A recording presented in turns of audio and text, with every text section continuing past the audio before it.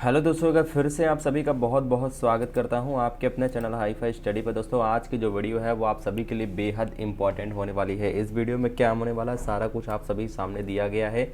यहाँ पर मैं आप सभी के लिए लेकर के आया हूँ सबसे इम्पॉर्टेंट टॉपिक जो बेसिकली आपके लिए बहुत ज़्यादा इम्पॉर्टेंट है। जैसा कि आप लोग कह रहे थे कि सर सभी सब्जेक्ट के आप प्रीवियस ईयर क्वेश्चन जो हैं वो करवा दीजिए। कहने का मतलब सभी प्रीवियस ईयर पेपर आप सॉल्व करवा दीजिए।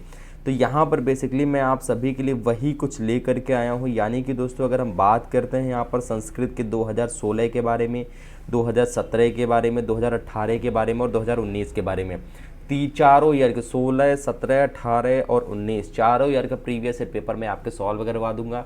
जो भी इन पे आपको इंपॉर्टेंट बातें याद रखनी है पेपर देते टाइम, वो चीज़ में मैं आपको बताने वाला हूँ। वो सिर्फ मैं आपको 2016 वाले में बता दूंगा, बाकी तो सभी में सेम वैसे ही होता ही है। ठीक है, पेपर देंगे अगर आप तो। अगर सबसे पहले यहाँ पर बात करते हैं कि राज्य शैक्षिक अनुसंधान प्रशिक्षण परिषद उत्तर प्रदेश, जो कि SCRT लखनऊ है, और DLED BTC तृतीय सेमेस्टर 2016 का ये प्रीवियस ईयर पेपर है। किसका है सर? 2016 का है ये। और जो सप्तम प्रश्न पत्र होता है, षष्टम प्रश्न पत्र आपका हिंदी का होता है, जो संस्कृत का है सप्तम प्रश्न पत्र। समय आपका 1 घंटे का होता है। और अगर बात करें पूर्णांक की, तो ये पूर्णांक होता है दोस्तों 25 नंबर का पूर्णांक होता है, जिसमें से आपको 12 नंबर लाने होते हैं। अगर 12 से कम हो जाते हैं तो आपको दोस्तों यहाँ पर बैक लग जाता है। ठीक है ना, बैक लग जाता है। सभी प्रश्न करना अनिवार्य है। प्रत्येक प्रश्न के निर्धारित अंक जो है उनके सम्मुख दिए हुए होते हैं। अब चलिए चलते हैं हम लोग अपने सीधे प्रश्न की ओर। और सबसे पहले अगर प्रश्न की बात करते हैं यहाँ पर मेरे प्यारे मित्रों, तो पहला हो जाएगा यहाँ पर कि विसर्ग का उच्चारण स्थान बताइए। तो विसर्ग का उच्चारण स्थान तो आपको पता है भैया, कंठ होता है। जितने भी विसर्ग होते हैं उन सभी का उच्चारण स्थान कंठ से ही होता है। एकोन, तो अब इन रिंशत शब्द का जो है अर्थ क्या हो जाएगा? 47 हो जाएगा, 29 हो जाएगा, 39 हो जाएगा या 49 हो जाएगा। एकोन विंशत का मतलब क्या हो जाएगा? यहाँ पर अगर हम बात करते हैं तो यहाँ पर 39 हो जाएगा, 39, जिसे हम 39 भी कहते हैं। और उसके बाद सौरभ्यम में समास कौन सा हो जाएगा? तत्पुरुष समास हो जाएगा, अव्ययी भाव समास हो जाएगा, द्वंद्व समास हो जाएगा या फिर द्विगु समास हो जाएगा। तो 3 नंबर का right answer option number A हो जाएगा। यहाँ पर तत्पुरुष समास हो जाएगा हमारा करेक्ट आंसर। ठीक है ना सर साथियों, क्या हो जाएगा? यहाँ पर तत्पुरुष समास हो जाएगा। अगले बात करते हैं यहाँ पर कि भयार्थक तथा रक्षार्थक धातुओं के साथ विभक्ति का प्रयोग होता है। भयार्थक तथा रक्षार्थक धातुओं के साथ विभक्ति का प्रयोग होता है। पंचमी चतुर्थी विभक्ति का, षष्ठी विभक्ति का, पंचमी विभक्ति का या फिर द्वितीय विभक्ति का। तो 4th नंबर का right answer option number C हो जाएगा। सर क्या हो जाएगा? यहाँ पर पंचमी विभक्ति हो जाएगा हमारा करेक्ट आंसर। ऑप्शन नंबर किसके साइड चला जाएगा सर? ऑप्शन नंबर सी के साइड चला जाएगा। अहम बालकम पश्यामि वाक्य का कर्मवाच्य में परिवर्तन होगा। अहम बालकम पश्यामि वाक्य का कर्मवाच्य में परिवर्तन होगा। मया बालका दृश्यते, मया बालकम दृश्यति, या मया बालकम दृश्यते, या मया बालकः दृश्यते। तो दोस्तों 5 नंबर का right answer option number D हो जाएगा, मया बालका दृश्यते। यानी अहम बालकम पश्यामि वाक्य का कर्मवाच्य में अगर परिवर्तन होगा तो ये मया बालका दृश्यते हो जाएगा। यहाँ से हमारी शुरुआत होती है आतिलघत्री वाले पोर्शन की, जो कि इनका भी नंबर क्या होता है भैया? 1-1 नंबर के ये भी प्रश्न होते हैं हमारे। 6ठा नंबर क्वेश्चन क्या कहता है कि वर्गों के पंचम वर्ण माहेश और सूत्रों की किस क्रमांक के अंतर्गत आते हैं? तो वर्णों के पंचम वर्ण इयमंगणनम, जिसे हम क्या कहते हैं? इयमंगणनम, यानी कि माहेश और सूत्र के अंतर्गत ये सभी आते हैं। अयोड़, योड़, योंग, एओड, लिरिक, एओंग, एओज, हाइब्रिड लड़, यमंगणनम, झबय, घड़दश, जब घड़दश, खप, छठ, थत, चट, ततौ, कप्पय, शस्यर और हल। ये माहेश्वर सूत्र 14 माहेश्वर सूत्र बताए गए हैं, जिनमें अगर पंचम की यहाँ पर बात की गई है तो पंचम में क्या आता है? पंचम में यमंगणनम। पंचम वर्ण जो होता है यमंगणनम, वर्णों के पंचम वर्ण में जो होता है वो यमंगणनम होता है। क्या होता है सर? यमंगणनम होता है। ठीक है, उसके बाद आगे बात करते हैं यहाँ पर 7वें क्रम में यहाँ पर बात की गई थी। आगे बात करते हैं यहाँ पर कि पितृ शब्द रूप पंचम विभक्ति तीनों वचनों को लिखना है यहाँ पर। तो तीनों वचन कौन कौन से हो जाएंगे? पंचमी विभक्ति के अंतर्गत अगर हम एक वचन, द्विवचन और बहुवचन की बात करें तो पितुः, पितृ और पितृणाम जो है ये हो जाएगा पितृ शब्द की विभक्तियाँ। आगे बात करते हैं यहाँ पर दोस्तों कि झलाम जशोअंते किस संधि का सूत्र है, उसकी परिभाषा उदाहरण सहित देना है। तो झलाम जसवंते जो है वो संधि का सूत्र है। झलाम जसवंते संधि का सूत्र है जसत्व संधि का। किस संधि का है? जसत्व संधि का सूत्र है, यानी झल प्रत्याहार अर्थात वर्गों के प्रथम 4 वर्ण जैसे कि शा, स्वा, हा आदि 24 वर्णों के बाद स्वर या व्यंजन आने पर जश प्रत्याहार अर्थात वर्गों के तृतीय वर्ण हो जाता है, जिसे जशत्व प्रत्यय जशत्व संधि कहते हैं। यानी कि वाक प्लस दानम पर वागदानम हो जाएगा, का प्लस दा यहाँ पर गा बन जाएगा, का और दा मिल करके यहाँ पर क्या बन जाएगा? गा बन जाएगा, जो कि आधा गा बनेगा। ठीक है, यहाँ पर हलंत लग गया, मतलब आधा हो जाता है वो वर्ण हमारा। आगे बात करते हैं यहाँ पर दोस्तों हम लोग, जो आगे हमारा हो जाएगा यहाँ पर, 1 मिनट जी, आगे यहाँ पर हो जाएगा कि अस धातु लिंग लकार का रूप उत्तम पुरुष में तीनों वचनों में लिखना है तो आशम, आशु और आस्म, ये तीनों वचन हो जाएंगे। और पुरुष क्या है? उत्तम पुरुष की यहाँ पर बात की गई है। अभि उपसर्ग लगाकर कोई 4 शब्द बनाना है तो अभिधानम, अभितः, अभिमुखम और अभिख्या, ये अभि उपसर्ग लगा करके 4 शब्द बनाए गए हैं। देखिए, अभि उपसर्ग लगा करके या कोई जितने भी उपसर्ग हैं उनको लगा के आप लोग देख लीजिएगा। ठीक है, उनको अच्छे से आप लोग क्लियर जरूर कर लीजिएगा। आगे बात करते हैं यहाँ पर दोस्तों हम लोग कि पश्यन शब्द में धातु एवं प्रत्यय लिखना है तो दृश्य धातु और तथा शत प्रत्यय हो जाएगा। यहाँ से लघुत्तरी प्रश्नों की हमारी श्रृंखला जो है वो शुरू होती है। यहाँ पर इसी में हम लोग लघुत्तरी देखेंगे। बाकी में लघुत्तरी तो आपको पता ही ना, आप याद कर सकते हो आराम से, तो बाकी लघुत्तरी देखने का कोई मतलब नहीं, लेकिन इसमें हम लोग लघुत्तरी जरूर देख लेते हैं, क्योंकि 2016 का पेपर होता है, रिपीट किया जा सकता है। इसमें से काफ़ी सारे प्रश्न जो हैं वो आपके रिपीट किए जा सकते हैं। बात करते हैं यहाँ पर कि द्वंद्व समास किसे कहते हैं, यानी कि जब समस्त पद के दोनों पद प्रधान हो तो वहाँ द्वंद्व समास होता है और विग्रह करने पर चा प्रयुक्त होता है। जैसे कि राम लक्ष्मणो, तो रामा चा लक्ष्मणा चा, पितरो माता चा पिता चा, मतलब पितरों में माता पिता दोनों आ जाता है तो माता चा और पिता चा।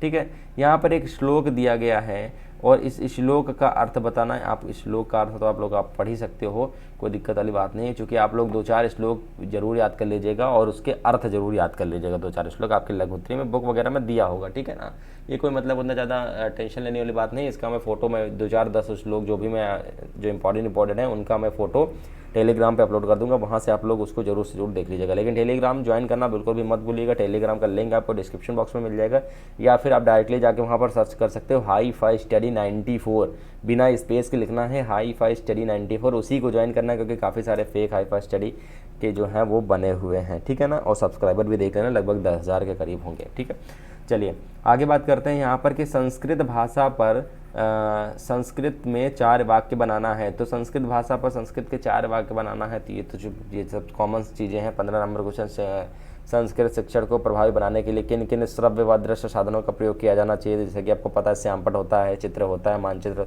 Computer graph, gramophone, chart, video clip, tape recorder, radio projector, audio clip, model, प्रतिमान, ये सब आदि वगैरह होते हैं। ठीक है ना, कृतवाच्य कर्मवाच्य के बारे में भी आपको पढ़ाया गया ये सब चीज़ें, तो मतलब आपको तो पता ही यार, ये सब चीज़ें बताने की जरूरत ही नहीं। षष्ठी विभक्ति कारक विभक्ति क्यों नहीं मानी जाती है उदाहरण सहित, तो ये चीज़ भी आपको पता है। सबसे इंपॉर्टेंट आपका यहाँ पर एक चीज़ और ये आ जाता है हमारा, सबसे इंपॉर्टेंट ये आ जाता है भैया कि निम्नलिखित में से संस्कृत में अनुवाद कीजिए। ठीक है, संस्कृत में अनुवाद, जैसे कि वह पढ़ने के लिए प्रयाग में रहता है तो सह अध्ययनाय प्रयागे वसति, मतलब वह पढ़ने के लिए रहता है, कहाँ रहता है? प्रयाग में रहता है। विद्यालय के चारों ओर आम के वृक्ष है तो विद्यालयम परिता मतलब चारों ओर, आम्राण मतलब आम, वृक्षाण मतलब क्या होता है? वृक्ष होता है, और शांति मतलब है। ठीक है ना, विद्यालय के चारों ओर आम के वृक्ष हैं।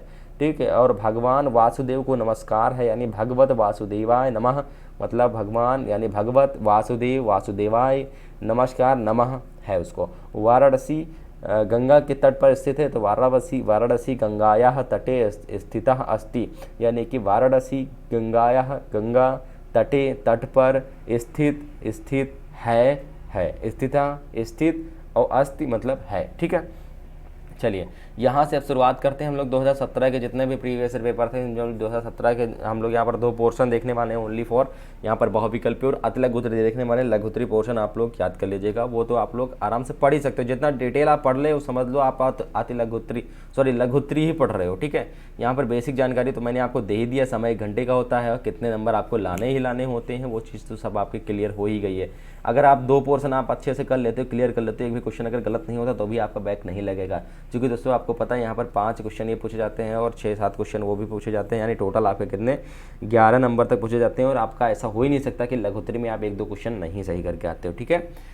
तो फिर यहाँ पर बात करते हैं वस्तुनिष्ठ प्रश्न की। ओम में ओ के आगे ये जो चिन्ह है ये क्यों लगाया जाता है, ये क्या है, ये हर्ष स्वर है, लुप्त स्वर है, प्लुत स्वर है या दीर्घ स्वर है, या इनमें से कोई नहीं। तो भाई राइट आंसर क्या हो जाएगा, ऑप्शन नंबर सी हो जाएगा, ये प्लुत स्वर हो जाएगा, ठीक है सर। क्या हो जाएगा, ये प्लुत स्वर के अंतर्गत आता है। किसके अंतर्गत आता है सर, प्लुत स्वर के अंतर्गत आता, एक मिनट है। आगे बात करते हैं ई वर्ड का उच्चारण स्थान क्या है। तो ई वर्ड का उच्चारण स्थान कहाँ से आता है, ई वर्ड जो ई हम लोग बोलते हैं ना, वो उच्चारण स्थान उसका कहाँ से आता है, तो ई मतलब वो तालु से निकलता है, ठीक है ना। पित्राणाम पद में कौन सी संधि है, तो गुण संधि है, यड़ संधि है, वृद्ध संधि या फिर दीन संधि। पित्राणाम पद में कौन सी संधि है, तो इसमें जो संधि है वो दोस्तों यहाँ पर संधि दीर्घ संधि की बात यहाँ पर की गई है। शुद्ध वाक्य हैं, ज्ञानम बिना नाम मुक्ति, ज्ञानम बिना नाम मुक्ति शुद्ध वाक्य हैं, यानी कि ज्ञानम बिना नाम मुक्ति, ज्ञानात बिना नाम मुक्ति या ज्ञानेन बिना नाम मुक्ति या उपयुक्त सभी। तो 4th नंबर का right answer option number D हो जाएगा, या उपयुक्त सभी के साइड चला जाएगा, ठीक है ना। चतुर्विंशति शब्द जो है इसका अर्थ क्या हो जाएगा, 24 हो जाएगा, 16 हो जाएगा, 80 हो जाएगा, 124 हो जाएगा। तो भाई राइट आंसर आपका 24 हो जाएगा। एकोनविंशति, चतुर्विंशति, एकोनविंशति ये सभी आपने पढ़ा है, ठीक है ना। यहाँ से शुरुआत होती है हमारी अति लघुत्तरी प्रश्नों की श्रृंखला। यहाँ से शुरू करते हैं हम लोग, और यहाँ पर देखते हैं हम लोग सबसे पहले यहाँ पर कि दीर्घ स्वर कितने होते हैं। भैया दीर्घ स्वर कितने होते हैं ये आपको बताना है। तो दीर्घ स्वरों की संख्या जो होती है वो 8 होती है। कौन कौन सी थी, कमेंट सेक्शन में जरूर मेंशन करिएगा, 1-2 स्वर जरूर लिखिएगा दीर्घ स्वर के बारे में। अनुस्वार तथा अनुनासिक का एक एक उदाहरण दीजिए। तो जिन स्वरों को बोलते समय हवा केवल नाक से निकलती है उन्हें अनुनासिक का चिन्ह ये है, अनुस्वार कहते हैं, ठीक है ना। जैसे कि उदाहरण के तौर पे जैसे आपके यहाँ पर पता है ना, गंगा, गंगा में क्या लगा हुआ, ऊपर बिंदी लगी हुई है ना, खंड में क्या बिंदी लगी हुई, फिर आदि जिन स्वरों का उच्चारण करते समय हवा मुख से मुख और नाक, गंगा गंगा गंगा, ठीक है ना, नाक से निकलती है उन्हें अनुनासिक कहते हैं। और अनुनासिक का प्रयोग वर्णों के ऊपर चंद्र बिंदु, चंद्र के बिंदु के रूप में किया जाता है, जैसे कि गांव, चांद, पाँच, कांच, ठीक है, ये सभी चीज़ें आदि आते हैं। उसके बाद अगर हम बात करते हैं अपने 8वें नंबर क्वेश्चन की, जो हमारी 8वां नंबर क्वेश्चन कहता है कि वाण्मयम जो है, वाण्मयम शब्द में संधि जो है, वाक्मयम, इसका वाक अगर संधि विच्छेद करेंगे तो वाक प्लस मयम के साथ करेंगे, वाक प्लस मयम के साथ करेंगे, यानी कि का और मा मिलकर अंगा का रूप धारण कर लेता है और अनुनासिक संधि यहाँ पर हो जाती है। 9वें नंबर प्रश्न की बात करते हैं, जो कि हमारा यहाँ पर कहता है कि परोपकारा शब्द का समास विग्रह कीजिए तथा समास का नाम भी लिखना है। तथा समास का क्या करना है भैया, नाम भी लिखना है। तो परोपकारा यानी परस्य उपकारः, षष्ठी विभक्ति और तत्पुरुष समास हो जाएगा। मात्र शब्द में षष्ठी विभक्ति के तीनों वचनों के रूप लिखना है यहाँ पर।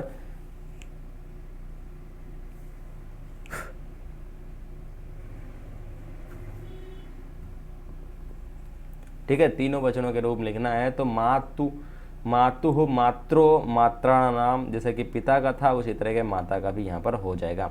आगे हो जाएगा यहाँ पर कि श्रुत मतलब सुनना, श्रु मतलब सुनना, धातु दृढ़ लकार, प्रथम पुरुष के सभी वचनों के रूप लिखना है। तो यहाँ पर प्रथम पुरुष के सभी वचन श्रुणोति, श्रुतः और श्रुण्वन्ति, ये हो जाएगा इनका बहुवचन रूप, ठीक है ना।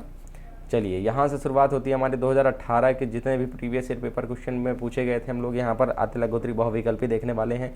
पहला बहुविकल्पी की ओर चलते हैं और देखते हैं पहला बहुविकल्पी प्रश्न हमारा क्या कहता है। पहला बहुविकल्पी प्रश्न हमारा यहाँ पर ये कहता है कि संस्कृत में भविष्यत काल के प्रयोग के लिए लकार का प्रयोग किया जाता है। लट लकार का, लोट लकार का, लट लकार का या फिर लंग लकार का प्रयोग किया जाता है।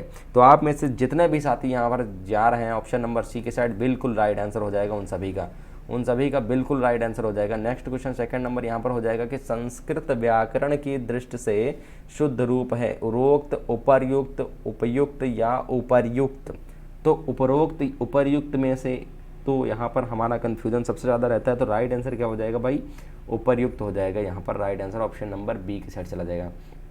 अगला हो जाएगा यहाँ पर कि संख्यावाची शब्द में षड्वंती जो है अंक का वाचक है। षड्वंती अंक का वाचक है, ये किसका वाचक है, तो ये है श्रवंत मतलब 96 यानी 96, 96 का हो जाएगा यहाँ पर राइट आंसर हमारा। कर्ता का इष्टतम कारक है, कर्ता का इष्टतम कारक क्या हो जाएगा, तो कर्ता का इष्टतम कारक हो जाएगा कर्म। उसके बाद अकः सवर्गीय दीर्घा, अंकः सवर्णे दीर्घा जो है वो सूत्र किसका है, ये किस संधि का सूत्र है वो आपको बताना। तो ये आपका दीर्घ संधि का, क्योंकि दीर्घा लास्ट में आ रहा है, तो यहाँ पर मतलब कभी कभी क्वेश्चन में भी हमारे जो होते हैं वो आंसर इंक्लूड होते हैं, ठीक है ना। कभी कभी हमारे क्वेश्चन में भी आंसर जो है वो इंक्लूड होते हैं, अकः सवर्णे दीर्घा, ठीक है ना। चलिए यहाँ से हमारी शुरुआत होती है दोस्तों अति लघुत्तरी वाले पोर्शन की। पारबंध मुत्तमाजाना न परिव्यजन्ति, श्लोकांश का अर्थ लिखना है आपको, यानी उत्तम मनुष्य ऐसे धैर्यवान होते हैं जो बार बार विपत्तियों के घेर लेने पर भी अपने हाथ में लिए गए काम को पूर्ण किए बिना कदापि नहीं छोड़ते हैं। परिव्यंजन्ति मतलब कदापि नहीं छोड़ते हैं, सही है। उसके बाद हमारा नेक्स्ट हो जाएगा यहाँ पर कि युष्मद शब्द में प्रथमा विभक्ति के तीनों वचन के रूप लिखना है। तो युष्मद शब्द यानी एक वचन क्या हो जाएगा यहाँ पर, त्वम, यूयाम और यूयम, ये हो जाएंगे तीनों वचन। बलिम याचते वसुधाम में बलि का कर्म संज्ञा विधायक सूत्र लिखना है। तो इसका संज्ञा विधायक सूत्र जो हो जाएगा अकतिथम चा हो जाएगा, इसका सूत्र हो जाएगा, ठीक है। उसके बाद यहाँ पर बात करते हैं कि श्याम बुद्धिमान लड़का है, वाक्य का संस्कृत में अनुवाद कीजिए। तो श्याम बुद्धिमान लड़का यानी वाक्य का संस्कृत में अनुवाद, श्यामः प्राज्ञम बालकम अस्ति। पितरो शब्द का समास विग्रह एवं समास का नाम लिखना है, ठीक है। पितरो विग्रह समास का नाम लिखना है, यानी पितरो समास का नाम यहाँ पर समास विग्रह क्या हो जाएगा, माता चा पिता चा, समास का नाम हो जाएगा एक शेष द्वंद्व समास के अंतर्गत ये आता है। बात करते हैं यहाँ पर कि अक प्रत्याहार के अंतर्गत कौन कौन से वर्ड आते हैं। तो अक प्रत्याहार के अंतर्गत आ, ई, उ, री वर्ड, ये सभी वर्ड आते हैं। यहाँ से हमारी शुरुआत होती है 2019 में पूछे गए प्रश्नों की। यहाँ पर सबसे पहले चलते हैं हम लोग अपने बहुविकल्पी श्रृंखला की ओर, और बहुविकल्पी श्रृंखला में सबसे पहला प्रश्न बनता है कि जा वर्ड का उच्चारण स्थान है। तो भैया जा वर्ड जो है उसका उच्चारण स्थान क्या हो जाएगा, तो उसका उच्चारण स्थान तालु हो जाएगा, जा तालु हो जाएगा। आजीवनम, जी हाँ दोस्तों, आजीवनम समस्त पद में प्रयुक्त समास है। जा जा जा जा, देखिए जा जो है भैया वो आपका दंत से निकल रहा, दांत, दांत आपस में स्पर्श हो रहे हैं, ठीक है ना, दंत दांत आपस में स्पर्श हो रहे हैं। उसके बाद आजीवनम समस्त पद में प्रयुक्त समास होता है। इसमें जो प्रयुक्त समास होता है वो आपका अव्ययी भाव समास के अंतर्गत आता है। अगच्छतम रूप है, अगच्छतम रूप है प्रथम पुरुष का, उत्तम पुरुष का, मध्यम पुरुष का, या फिर आपका प्रथम एवं मध्यम पुरुष का, दोनों का। तो भाई राइट आंसर क्या हो जाएगा, थर्ड नंबर का। तो थर्ड नंबर का हमारा राइट आंसर हो जाएगा हमारा ऑप्शन नंबर सी के साइड चला जाएगा भाई साहब। ऑप्शन नंबर किसके साइड चला देगा, तो यहाँ पर सॉरी एक मिनट, सॉरी भाई, थर्ड नंबर का यहाँ पर क्या हो जाएगा, थर्ड नंबर का यहाँ पर क्या हो जाएगा, तो भैया थर्ड नंबर का यहाँ पर हमारा हो जाएगा ऑप्शन नंबर ए हो जाएगा प्रथम पुरुष के। अगच्छतम, अगच्छत है ना, तो अगच्छत मतलब प्रथम पुरुष के ही अंतर्गत आएगा, बिल्कुल प्रथम पुरुष। अगला हो जाएगा यहाँ पर कि सर्वनाम शब्द है। तो सर्वनाम शब्द क्या हो जाएगा, सर्वेश हो जाएगा। सर्वनाम शब्द है सर्वेश, इसमें से सर्वेश जो है वो सर्वनाम शब्द के अंतर्गत आता है।